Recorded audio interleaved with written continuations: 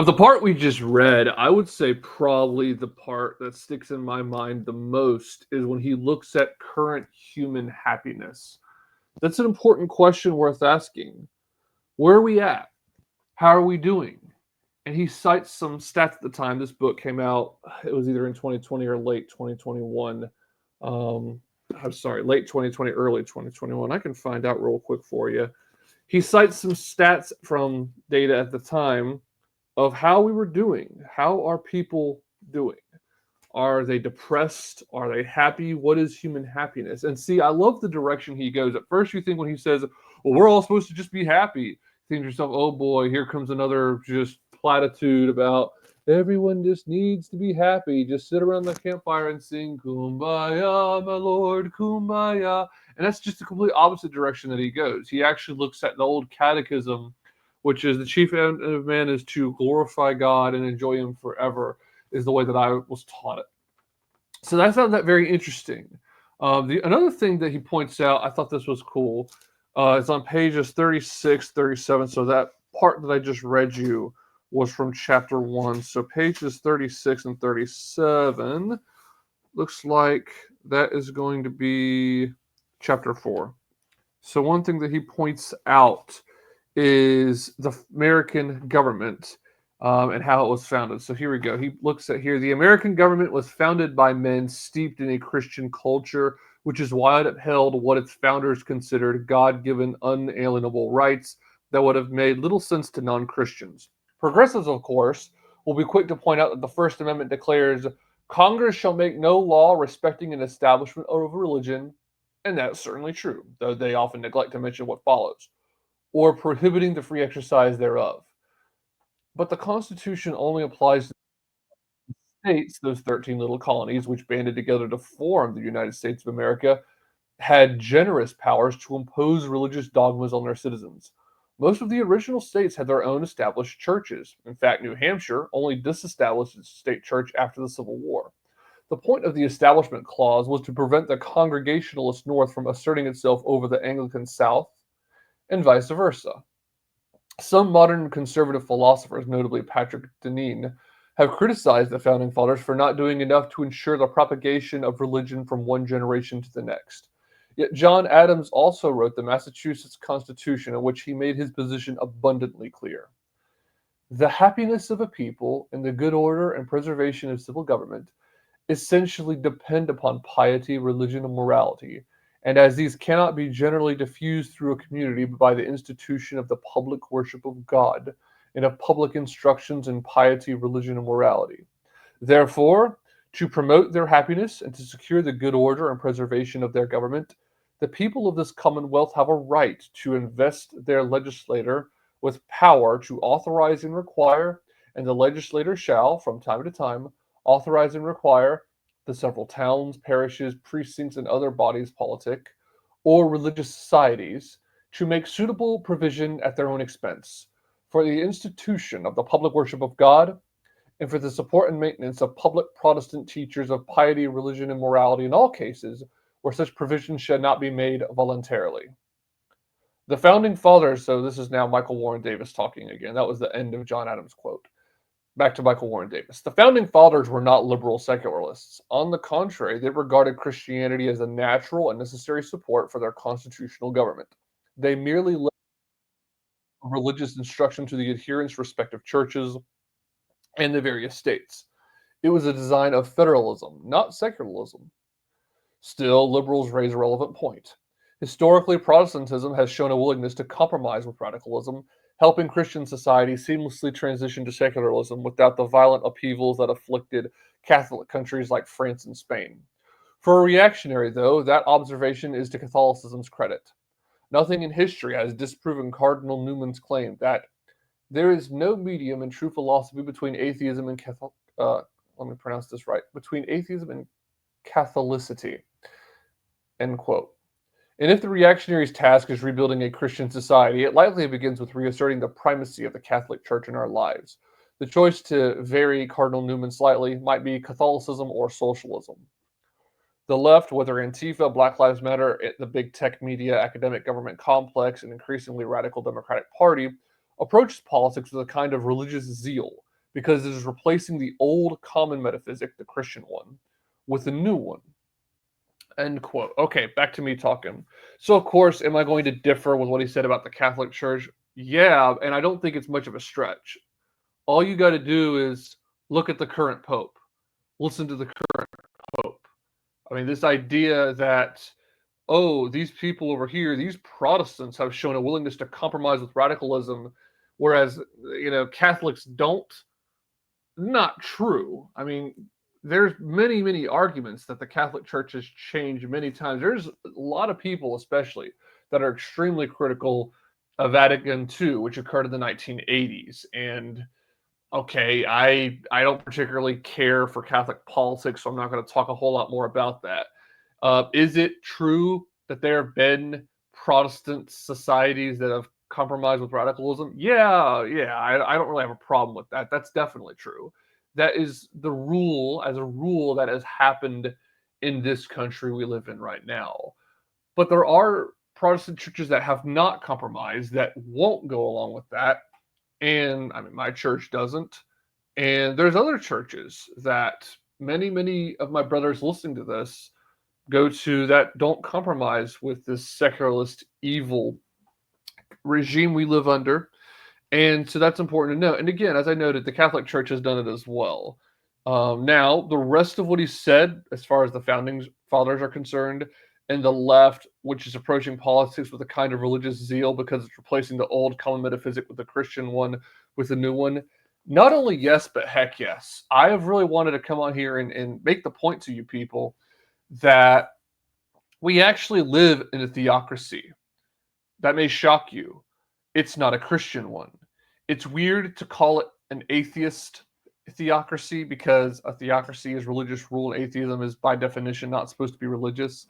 But I would call it like an anti-theist theocracy, or more specifically, really, it's an anti-Christian theocracy. Who is the god of this theocracy? Well, it kind of depends. And this is the weird thing that's difficult, that's atypical of some religions, although it's sort of similar, I guess, to Hinduism or something like that. There are many gods. On a certain day in Hinduism, there may be a feast to this goddess over here or this god over there. Here in this theocracy that we live under, it's Black Lives Matter. Oh, well, this happened to this poor black person, so we must gather up our alms and our sacrifices, lay them on the altar, and recite our chantings and our prayers of hands up, don't shoot, Black Lives Matter, pigs in the blanket like bacon, just dumb crap like that. And then all of a sudden, okay, the next week, what do we have? Oh, we need to have a transgender genocide awareness month where we gather up into our big long groups, these parades, these pride parades, and we chant, "We're here, we're queer, we're coming for your children, and stop trans genocide, and trans women are women." That's the idea. It's religious chants. These are not just some chant in a vacuum that's happening for some random reason. No, this is a religious ceremony. This is a religious chant made to replace the old ones. We have eschewed and put off God. There's a biblical principle of putting off and putting on. And as a nation, so many of us have put off Christianity, and there has to be something that you then put on. It doesn't just like, well, now we have no identity. Well, now we have nothing. No. Right now, the identity of America kind of stinks, and it's getting some better over time. There is reaction to this, but the reaction now is hashtag pride and the rainbow flag or the trans pride flag. It's a disgrace, but that's nevertheless the case. And it's because we live under this kind of really gay race communist theocracy. I kind of am hiring the word woke for the reasons that NRX enthusiast has outlined in the past. I like the term gay race communism a lot better, or GRC for short, because that's what it is. It's gay. It's all about homosexuality, celebrating men having sex with men for some reason, really. I mean, ultimately, it comes down to this is a satanic movement because it's against God's established order. Race because, oh, it's anti-white. It's all about of elevating and exalting people of color. to use the left's language. And then communists, well, because these people ultimately are communists and controlled by a lot of the same communist people that carried out the Russian Revolution, the same groups, same evil elites. So that is an important thing to note, that they are trying to replace the old common metaphysic, the Christian one, with a new one. So I wanted to read that to you. Okay, we're now going to take a look at something else. We're going to take a look also in chapter 4. Something that Davis makes his case is that we need Christendom. And I think that he makes the case that Christendom has to be Catholic in this. As I just read, he said that the Catholic Church doesn't compromise, which isn't true, as I've said, as I pointed out. And I made the note that I don't know why we can't have Christendom in Eastern Europe and Christendom in America and Christendom in Western Europe simultaneously. And then Protestantism in England, Protestantism in America. So what am I talking about? Well, so he makes the case, well, all these places need to be Catholic. And now he would actually disagree with himself because he's Eastern Orthodox. I don't know how he would phrase it, but I'm sure he would say it differently. So what I'm saying is, if we want to have a return to tradition, then I don't know why we can't say, well, their tradition, their version of Christendom in, let's say, Russia or Ukraine or Estonia is Eastern Orthodox. I don't really know why it has to be Catholic. There's not really much of a history of Catholicism out that way. There was up until the Great Schism of 1066, and pretty quickly that area became very Eastern Orthodox. Now, I've made the point that I'm not Eastern Orthodox. I would caution people against going to Eastern Orthodoxy or Roman Catholicism. But I can understand if you're in a foreign culture, that being part of your tradition, you wanting to hold to that.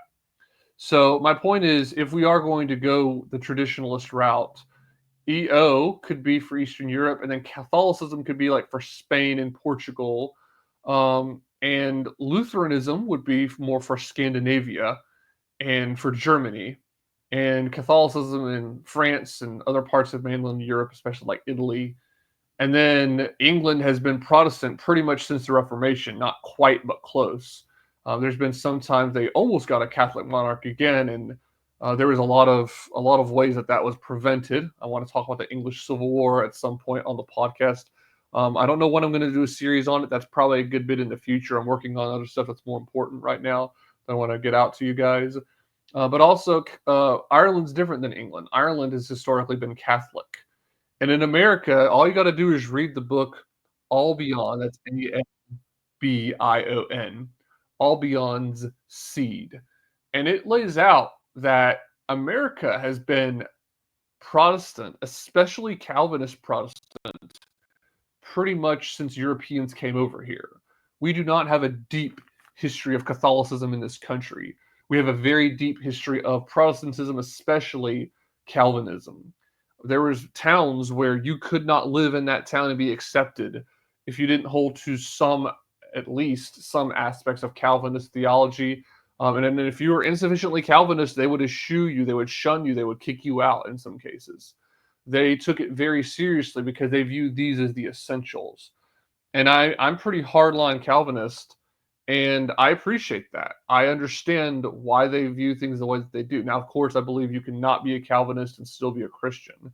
I've been clear about that in past episodes. But that's our tradition in this country. That's why I find some of the LARP of like, well, we're going to return to tradition, and they become either Catholic or Eastern Orthodox. I do view it as in a lot of ways a LARP. These people are either going to come back to Protestantism, or I worry they're going to go somewhere else. Hopefully not in a pagan or atheist direction, because you can be traditional and be Protestant in America, whether it be with your family, what your family has historically believed, but also this country. So I wanted to make that point. I don't know why Christendom in America can't be Protestant. I would argue that it can. So another thing that I wanted to get into, there's an amazing quote, and I'm going to find the chapter. So this is chapter 7. There's a quote from a gentleman named I'm gonna probably gonna mispronounce it. Hilaire. It looks almost like Hillary, but it's more looks more French than that. Hilaire Belloc. I guess it's Belloc. And he has a quote here. He penned an essay in the Oxford and Cambridge Review arguing that the increase in the personal power of the monarch is the one real alternative present before the English state today to the conduct of affairs by organized wealth. To the end of increasing the personal power of the king should be directed the efforts of those who fear most what may be called in one aspect plutocracy and another aspect servitude. Was this man a prophet? Like, look at the power that Jeff Bezos has and Bill Gates, Warren Buffett, Charlie Munger. And look, to the extent that they made their money honestly, good. But they pretty much run the world. They've got so much money. And I don't think I threw in Mark Zuckerberg, but he's another one. He's a billionaire. And Mark Cuban as well. And yeah, of course, Elon Musk has a huge amount of influence. He's one of the richest men in the world. He might not be right now as you listen to this, but at one point he was. And what does he say? He presents this concept of the monarch is a check or can be a check on organized wealth. And we have to fear what could be called in one aspect plutocracy, in another aspect servitude. So basically, we serve the banks, we serve organized wealth. Is that not true? In what sense is it not? What do they want, these people? They want you to become a cog in their machine all the days of of your life. And I would argue that there's more to life than that. You can be a father, a mother, if you're a woman. You can be a provider. You should be a provider. You should work hard. I love the fact that the white Anglo-Saxon Protestant work ethic has a reputation. That's a good thing. That's actually a very good testament to us. It's part of our Christian witness in a way. We're supposed to go in and to work and work hard. So that's an important thing. No one should be shamed for working hard. In fact, there should be an aspect of shame, not explicit shame like "how dare you," but an aspect to it with people who are lazy. Scripture makes it clear: "He who does not work, neither shall he eat." And the problem becomes though when you've got people who use their money for evil. This is part of the reason why I'm no longer a libertarian. I like the free market and capitalism. I do think there should be some protections and some regulation, but I think you've got to be very careful because a lot of times people take advantage of regulation to benefit themselves.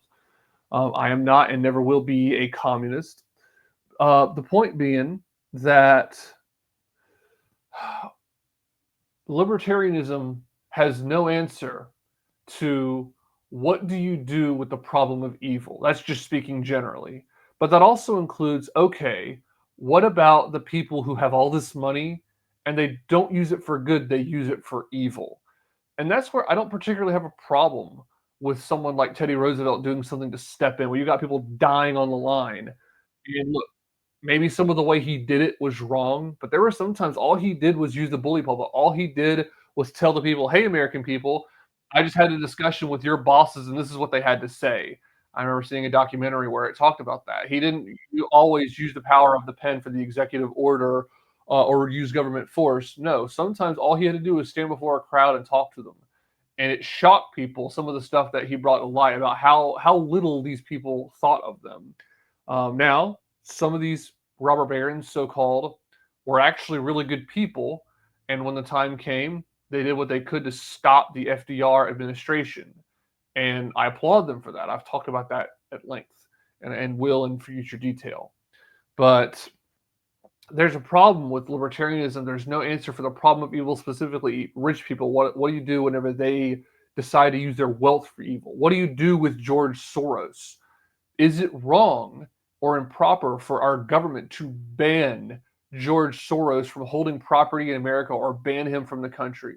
Well, that's against freedom of movement and he has the money, so he should be able to make the investments. That's what a libertarian would say. Basically, he has the private property rights. You got to let him. No, someone that's more like me, either a reactionary or a nationalist, or anyone that's actually genuinely right wing, say this person is antithetical to our values. He is evil. He should not be able to have influence in this country. Food for thought.